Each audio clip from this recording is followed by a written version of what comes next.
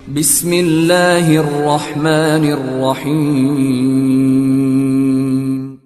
In the name of Allah, the Beneficent, the Merciful. الحمد للہ وکفا وسلام علی عباده الذین اصطفى ما بعد فقد قال النبی صلی اللہ علیہ وسلم الخیر عادہ والشر لجاجہ ومن يرد اللہ به خیرا یفقهه فی الدین. محترم حضرات، نبی اکرم صلی اللہ علیہ وسلم کی ہر بات بڑی قیمتی ہوتی ہے، حرز جان بنانے کے قابل ہوتی ہے، لیکن اس روایت کے اندر اللہ کے نبی صلی اللہ علیہ وسلم نے جو حقیقت بیان فرمائی ہے وہ ہمارے لیے بہت ہی زیادہ توجہ کے قابل ہے کہ نبی کریم صلی اللہ علیہ وسلم نے فرمایا الخیر عادہ والشر لجاجہ، یعنی خیر کا کام عادت بنائے جانے کے قابل ہے جبکہ شر کا کام محض مجبوری ہے. ان دونوں جملوں کی تشریح میں حضرات محدثین نے مختلف مطالب بیان فرمائے ہیں. سب سے پہلا مطلب یہ بیان فرمایا کہ نیکی کے کام پر مومن کا دل منشرح رہتا ہے، خیر کے کام سے اس کو اس قدر دلچسپی ہوتی ہے کہ وہ اس کی عادت بن جاتی ہے. مثلا نماز اگرچہ ایک عبادت ہے، لیکن جو مسلمان اللہ کو راضی کرنے کے لیے نماز کی پابندی کرتا ہے تو دھیرے دھیرے یہ نماز اس کی زندگی کی سب سے بڑی عادت بن جاتی ہے. حتیٰ کہ کھانا نہ ملے تو وہ برداشت کر لیتا ہے، پانی نہ ملے تو بھی برداشت کر لیتا ہے، لیکن نماز قضا کرنا اس کے لیے بڑا بوجھ ہوتا ہے. اسی طرح جو آدمی اوراد اور وظائف کا پابند ہو یا کسی بھی دوسرے نیک عمل کا پابند ہو، عادی ہو، اس کے لیے اس عمل کو چھوڑنا سب سے مشکل ہوتا ہے. اگر وہ کسی وجہ سے چھوٹ بھی جائے تو دل پر بڑا بوجھ ہوتا ہے کہ آج میرا فلاں کام رہ گیا. اس کے برخلاف شر اور گناہ کے کام پر مومن کا دل کبھی مطمئن نہیں ہوتا. مومن گناہ سے متنفر منقبض رہتا ہے. جب بھی اس سے گناہ صادر ہوتا ہے تو وہ نفسانی یا شیطانی اثرات کی وجہ سے، وہ خود فطری طور پر گناہ کی طرف پیش قدمی نہیں کرتا، بلکہ گناہ کی طرف سے ہمیشہ اس کے دل میں کھٹک رہتی ہے، گویا صرف مجبوری میں ہی وہ برا عمل کرتا ہے. دوسرا مطلب یہ بیان کیا گیا ہے کہ ہر مومن کو یہ ہدایت کی گئی ہے اس حدیث کے اندر کہ وہ ہر خیر کے کام کو عادت بنا لے اور شر کے کام سے دور رہے. جیسا کہ کوئی بھی آدمی، شریف آدمی جیل جانا پسند نہیں کرتا اور جیل جانے کے اسباب سے بھی اپنے آپ کو بچاتا ہے، اسی طرح ہر مسلمان کو ہر برے کام سے بچنا چاہیے. بعض شارحین نے اس کا یہ بھی مطلب بیان فرمایا ہے کہ اللہ تعالیٰ نے ہر انسان کو دین فطرت، دین اسلام پر پیدا کیا ہے، جیسا کہ ارشاد خداوندی ہے فطرت اللہ التی فطر الناس علیہا. نیز نبی کریم صلی اللہ علیہ وسلم نے فرمایا کل مولود یولد علی الفطرہ فابواہ یہودانہ او ینصرانہ او یمجسانہ. ہر بچہ فطرت اسلام پر پیدا ہوتا ہے، پھر اس کے ماں باپ یہودی یا نصرانی یا مجوسی بنا دیتے ہیں. تو یہی بات اس حدیث میں دوسرے انداز میں کہی گئی ہے کہ خیر کی چیزیں آدمی کی فطرت اور عادت میں داخل ہیں، شر کی باتوں پر اسے زبردستی مجبور کیا جاتا ہے، لہذا ہر شر والی بات انسان کے لیے دشمنی کی حیثیت رکھتی ہے. اس لیے ہر انسان کو شر کے بات سے، دشمن سے ہوشیار رہنا چاہیے اور شر کی بات کو چھوڑ کر نیکی کی طرف متوجہ رہنا چاہیے. اب کون سی بات شر ہے، کون سی بات خیر ہے، اس کا کیسا پتہ چلے؟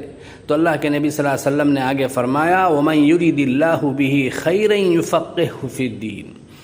یعنی جس آدمی کے ساتھ اللہ تعالیٰ خیر کا ارادہ فرماتے ہیں اسے دین کی سمجھ بھی عطا فرما دیتے ہیں۔ تو اس جملے سے یہ بتانا مقصود ہے کہ جب تک دین کی سمجھ نہ ہو آدمی کو خیر کا، شر کا، نیک کا، بد کا پتہ نہیں چل ہی نہیں سکتا۔ مثلا ایک برتن میں بہت سے پتھر رکھے ہوئے ہیں، وہ سب گھلے ملے ہیں، خلط ملت ہیں، کچھ پتہ نہیں کہ ان پتھروں میں کون سا پتھر ہیرا ہے اور کون سا پتھر کوڑیوں کی قیمت کا ہے۔ یہ پتہ صرف جوہری کو چلے گا کہ کس پتھر کی کیا قیمت ہے، کیونکہ ہیرا بھی تو پتھر ہی ہوتا ہے اور عام پتھر بھی پتھر ہی ہے، لیکن کون سا پتھر قیمتی ہے، کون سا ردی ہے، یہ صرف تجربے کار اور سمجھدار آدمی ہی جان سکتا ہے۔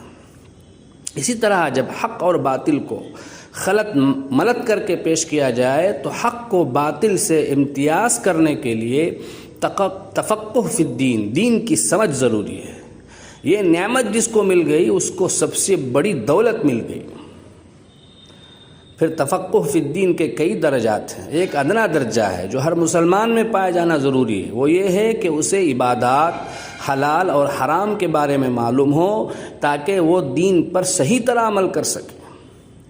تفقہ فی الدین، دین کی سمجھ کا اعلیٰ ترین درجہ یہ ہے کہ انسان قرآن، سنت اور اسلامی تمام مسائل پر، شریعت کے تمام احکام پر غور و فکر کرے، ان کا علم حاصل کر کے خود بھی ان سے مالا مال ہو اور دوسروں کی رہنمائی کا فریضہ بھی انجام دے۔ اس صفت سے متصف افراد کا امت میں ہر زمانے میں پایا جانا لازم ہے۔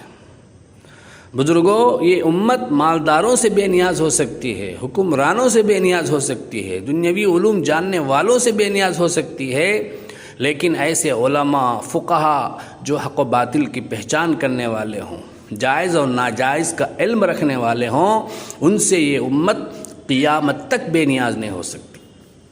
اس لیے ہر جگہ، ہر علاقے میں بطور فرض کفایہ ایسے افراد کا موجود ہونا ضروری ہے۔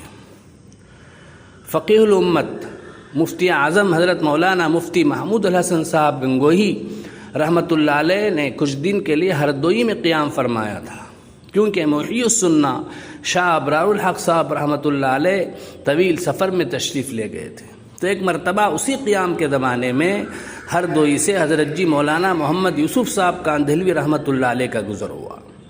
اسٹیشن پر سب لوگ،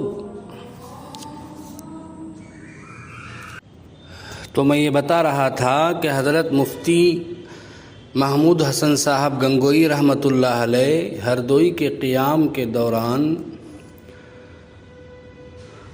حضرت جی مولانا محمد یوسف صاحب کاندھلوی رحمۃ اللہ علیہ کا ہردوئی پر سے گزر ہوا۔ اسٹیشن پر سب لوگ ملاقات کے لیے، سلام و دعا کے لیے حاضر ہوئے۔ تبلیغ سے جڑے ہوئے حضرات کا بڑا مجمع تھا۔ حضرت مفتی صاحب رحمۃ اللہ علیہ بھی تشریف لے گئے، تو حضرت جی مولانا محمد یوسف صاحب رحمۃ اللہ علیہ نے حضرت مفتی صاحب رحمۃ اللہ علیہ کو دیکھ کر فرمایا، مجھے مفتی صاحب سے کچھ مسائل پوچھنے ہیں۔ یہ کہہ کر آپ کا ہاتھ پکڑ کر مجمع سے الگ لے گئے اور نمبر وار سب مسئلے پوچھنے لگے، اور حضرت مفتی صاحب رحمۃ اللہ علیہ ہر مسئلے کا جواب دیتے رہے۔ جب گاڑی ہارن دے کر چلنے لگی تو حضرت جی رحمۃ اللہ علیہ نے حضرت مفتی صاحب رحمۃ اللہ علیہ کی طرف مخاطب ہو کر فرمایا، مفتی جی چلہ کب دے رہے ہو؟ تو حضرت مفتی صاحب رحمۃ اللہ علیہ نے مسکرا کر جواب دیا، حضرت اگر میں بھی چلے میں چلا جاؤں تو آپ کو مسئلہ کون بتائے گا؟ یعنی سبھی لوگ چلے میں چلے جائیں تو پھر مسائل کی تحقیق کون کرے گا؟ اس لیے کہ علم میں رسوخ تو یکسوئی سے حاصل ہوتا ہے، اس کے لیے راتوں کی نیند کو، دن کے آرام کو قربان کرنا پڑتا ہے۔ اب اگر سب دوسرے کام میں لگ جائیں تو علمی رسوخ کیسے حاصل ہوگا؟ اس ایک جملے میں حضرت مفتی صاحب رحمۃ اللہ علیہ نے واقعتاً بہت بڑی رہنمائی فرما دی۔ ایسا نہیں تھا کہ حضرت مفتی صاحب نے چلنا نہ لگایا ہو، بلکہ آپ نے متعدد تبلیغی اسفار فرمائے اور اپنے متعلقین کو بھی اس کی تاکید فرماتے رہے، لیکن آپ نے ارشاد فرمایا کہ کام تقسیم کار کے اصول پر ہوتا ہے، یعنی دین کے ہر شعبے کو الگ الگ افراد اپنا اوڑھنا بچھونا بنا لیں، لیکن ایک دوسرے کے اکرام میں، احترام میں، تعاون میں دریغ نہ کریں۔ نبی اکرم صلی اللہ علیہ وسلم کے ارشاد من یرید اللہ بہ خیرا یفقہہ فی الدین میں خصوصاً مدارس سے وابستہ لوگوں کے لیے بہت بڑی بشارت ہے، کیونکہ تمام ہی مدارس میں اس خیر کو حاصل کرنے کی محنت ہو رہی ہے۔ جو استاذ پڑھا رہا ہے وہ بھی خیر حاصل کر رہا ہے، اور جو طالب علم پڑھ رہا ہے وہ بھی اسی خیر کو حاصل کرنے میں لگا ہوا ہے۔ اللہ تعالی ہم سب کو اس عظیم الشان خیر سے مالا مال فرمائے، اس کی قدردانی کی توفیق عطا فرمائے، ہر قسم کے داخلی، خارجی، ملکی، بین الاقوامی شرور اور فتن سے ہماری اور ہمارے مدارس کی حفاظت فرمائے۔ آمین۔ وآخر دعوانا ان الحمد للہ رب العالمین۔